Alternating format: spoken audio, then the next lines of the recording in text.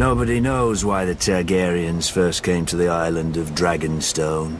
Old Valyria was then at the height of its power and the center of the civilized world, which ended at the Narrow Sea. Westeros was a filthy backwater with 7 kings squabbling over borders and minor glories. So much for progress. The island itself was and is nothing. It had no gold or gems to lure Valyrian nobility. All it has is rock. Mostly a shiny black stone, too brittle for war and too sharp for building. The Targaryens called it dragon glass. I call it useless. But the Targaryens managed to raise a castle here.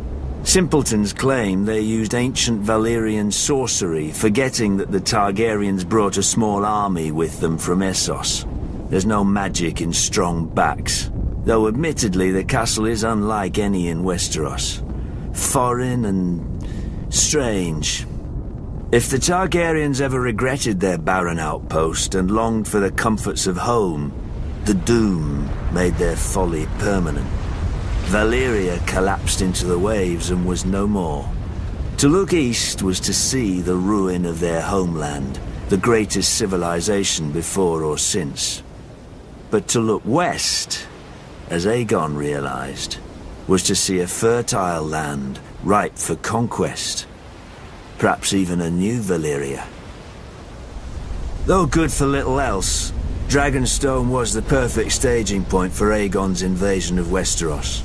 The Blackwater Bay granted easy access to the continent.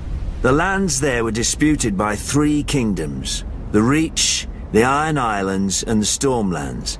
But their capitals were far enough away that none could mount a force before Aegon got a foothold, even if their kings had been able to stop bickering over whose problem he was.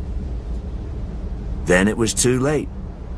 Aegon had chosen his first camp well, with the bay to the east, the river to the south, and open fields to the north and west. His army would be impossible to take by surprise. A perfect site for an invasion, and one day, his capital city, King's Landing.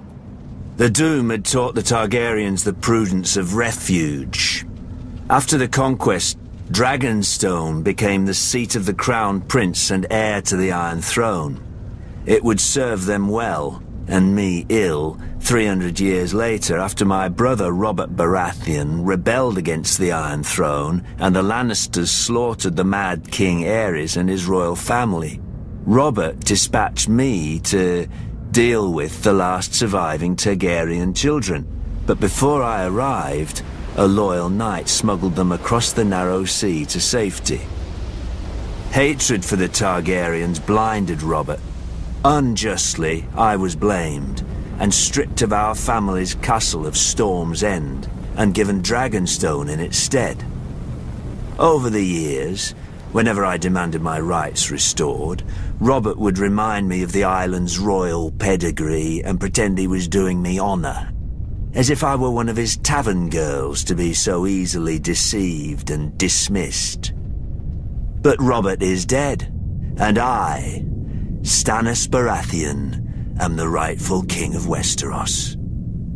Let the usurpers and traitors sit on the Iron Throne. From Dragonstone, I will be the dagger at their throat.